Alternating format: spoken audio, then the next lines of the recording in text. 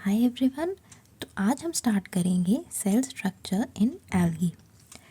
Algae में on the basis of organisation के basis पे इनको 3 टाइप्स में डिवाइड किया गया है, प्रोकैरियोटिक, मेसोकैरियोटिक और यूकैरियोटिक। अब प्रोकैरियोटिक जो सेल स्ट्रक्चर है ये साइनोफाइसी में देखने को मिला है। इसके characteristic features are similar to prokaryotic cell structure.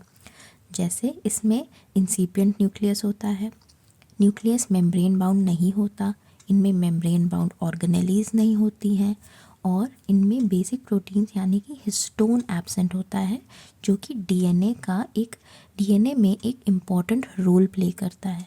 ये डीएनए की पैकेजिंग कराता है, डीएनए को टैंगल होने से या उलझने से बचाता है। तो ये हिस्टोन प्रोटीन्स प्रोकैरियोट्स या साइनोफाइसी में एब्सेंट होते हैं। इनके सेल वॉल में म्यूकोपेप्टाइड प्रेजेंट होता है और माइटोसिस लैक करती है, माइटोसिस नहीं होती। अब आते हैं मीजोकैरियोट्स में। मीजोकैरियोटिक टाइप ऑफ सेलुलर ऑर्गेनाइजेशन डायनोफाइसी में पाया जाता है। मीजो का मतलब बीच का, मिडल, यानी कि इनके जो कैरेक्टरिस्टिक फीचर्स होते हैं कुछ प्रोकैरियोट्स के होते हैं, कुछ यूकैरियोट्स के होते हैं। इसको पढ़ने से पहले हम यूकैरियोट्स पे आते हैं। यूकैरियोटिक सेलुलर ऑर्गेनाइजेशन में मेजॉरिटी ऑफ द एल्गी आते हैं, यानी कि क्लोरोफाइसी हो गया, फियोफाइसी, रोडोफाइसी, बैसिलेरियोफाइसी, ये सब यूकैरियोटिक सेलुलर ऑर्गेनाइजेशन होंगे। इनमें न्यूक्लियस वेल मेम्ब्रेन बाउंड होगा, मेम्ब्रेन बाउंड ऑर्गेनेलीज भी प्रेजेंट होंगे, जैसे इसमें प्लास्टिड्स होते हैं, माइटोकॉन्ड्रिया होते हैं, गोल्गी बॉडीज़ होते हैं। राइट, ये हो गए कैरेक्टरिस्टिक्स यूकैरियोटिक के। अब आते हैं मीसोकैरियोटिक में। इनमें पहला कैरेक्टर है कि न्यूक्लियस जो है वो मेम्ब्रेन बाउंड होता है लाइक यूकैरियोट्स, लेकिन इसके डीएनए में हिस्टोन एब्सेंट होता है लाइक प्रोकैरियोट्स। तो इसके जो फीचर्स हैं दोनों मिडल के हैं, प्रोकैरियोट और यूकैरियोट दोनों के होते हैं। तो ये हो गया हमारा on the basis of organization cell structure in algae. अब आते हैं हम सेल वॉल पे। सेल वॉल के बेसिस पे सब क्लासिफिकेशन ऑफ एल्गी को हमने यहाँ पे डिफ्रेंशिएट किया है। और साइनोफाइसी में ब्लू ग्रीन एल्गी, जिसको हम ब्लू ग्रीन एल्गी कहते हैं, इसमें सेल वॉल फॉर्मेशन जो है म्यूकोपॉलीमेरिक होता है, म्यूकोपेप्टाइड्स प्रेजेंट होते हैं, जैसे हमने यहाँ पे देखा था प्रोकैरियोटिक और साइनोफाइसी के कैरेक्टरिस्टिक्स में mucopeptide is present in the cell wall. दूसरा है glucosamine, amino acids, muramic acid, diaminopimelic acid. ये कॉम्पोजिशन जो है साइनोफाइसी का, इट इज़ वेरी इंपॉर्टेंट, ये आप याद कर लीजिएगा। अब हम आते हैं क्लोरोफाइसी पे, which is a green algae. इसमें सेल्यूलोज और पेक्टिन दोनों प्रेजेंट होते हैं in the cell wall. Cellulose inner layer पे प्रेजेंट होता है और पेक्टिन आउटर लेयर पे प्रेजेंट होता है। फिर है बैसिलेरियोफाइसी। बैसिलेरियोफाइसी में सिलिका और पेक्टिन दोनों प्रेजेंट होते हैं। फिर है Phaeophyceae which is a brown algae. इसमें आउटर लेयर पे एल्जेनिक एसिड प्रेजेंट होता है। एल्जेनिक एसिड याद कर लीजिएगा, ये बहुत इंपॉर्टेंट है क्वेश्चंस के लिए। और इनमें फ्यूकॉइडिन, फ्यूसिन ये भी प्रेजेंट होता है। इनर लेयर पे, inner layer of cell wall पे हेमी सेल्यूलोज या सेल्यूलोज प्रेजेंट होता है। तो ये हो गए cell wall formation of composition of phaeophyceae. अब आते हैं रोडोफाइसी पे। Rhodophyceae is a red algae. इसमें आउटर लेयर पे पेक्टिन प्रेजेंट होता है और इनर लेयर पे सेल्यूलोज प्रेजेंट होता है।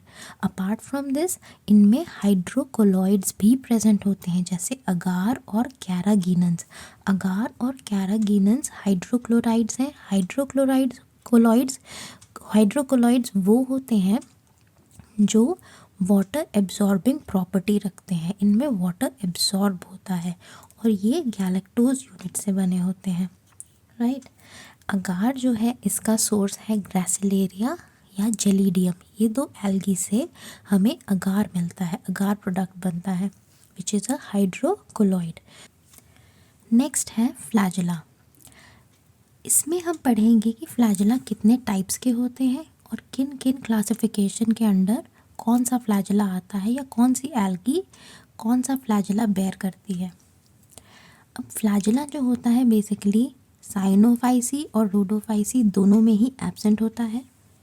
ये चीज़ आप याद रखिएगा। क्योंकि कई बार कन्फ्यूजन हो जाता है, सबको लगता है कि एल्गी सब एल्गीज में फ्लैजिला होता है। नहीं, साइनोफाइसी क्लासिफिकेशन और रोडोफाइसी क्लासिफिकेशन के अंडर जितने एल्गी आते हैं उनमें फ्लैजिला एब्सेंट होता है। अब फ्लैजिला के टाइप्स पे आते हैं। पहला टाइप है विप्लैश, जिसको हम एक्रोनेमैटिक फ्लैजिला कहते हैं। दूसरा है टिंसिल, जिसको हम प्लूरोनेमैटिक फ्लैजिला कहते हैं।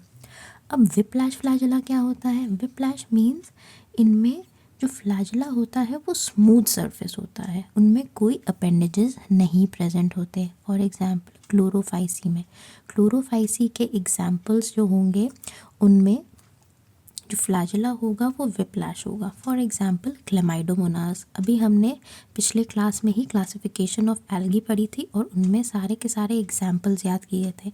तो क्लोरोफाइसी में विप्लैश टाइप ऑफ फ्लैजिला पाया जाता है। फिर दूसरा है टिंसेल विच इज़ प्लूरोनेमैटिक फ्लैजिला। प्लूरोनेमैटिक फ्लैजिला क्या होता है? इन फ्लैजिला में इनका जो सरफेस होगा वो स्मूथ नहीं होता लाइक विप्लैश। उनमें कुछ अपेंडेजेस पाए जाते हैं जिसको हम मैस्टिगोनीम्स या फ्लिमर्स कहते हैं। मैस्टिगोनीम्स या फ्लिमर्स, यहाँ पे आप देख सकते हैं कि कुछ अपेंडेजेस दिख रहे हैं। यही जो अपेंडेजेस हैं इनको मैस्टिगोनीम्स या फ्लिमर्स कहते हैं।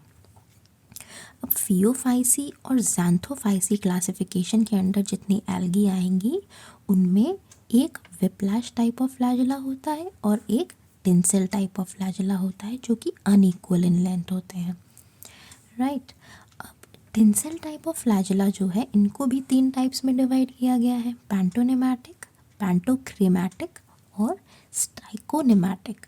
स्टाइकोनेमैटिक पैंटोनेमैटिक में मैस्टिगोनीम्स जो होते हैं ऑपोजिट रोज में होते हैं, फ्लैजिला के दोनों तरफ ये मैस्टिगोनीम्स या फ्लिमर्स पाए जाते हैं।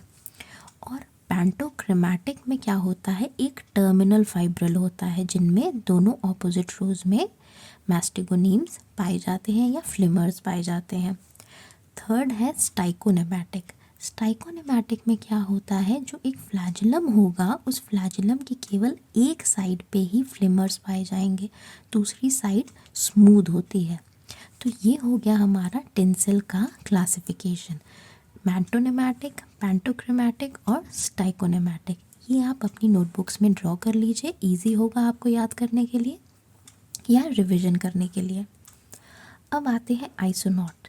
आइसोनॉट्स क्या होते हैं? आइसो का मतलब है सिमिलर, यानी कि वो सेल्स या वो एल्गी जिनमें जो फ्लैजिला होंगी वो सब सेम होंगे। या तो सब में विप्लैश होगा टाइप ऑफ फ्लैजिला या सब में टिंसल टाइप ऑफ फ्लैजिला होगा, एक ही टाइप ऑफ फ्लैजिला होंगे, उसको आइसोनॉट कहते हैं। हेटेरोनॉट क्या होता है? हेटेरो का मतलब ही है डिफरेंट।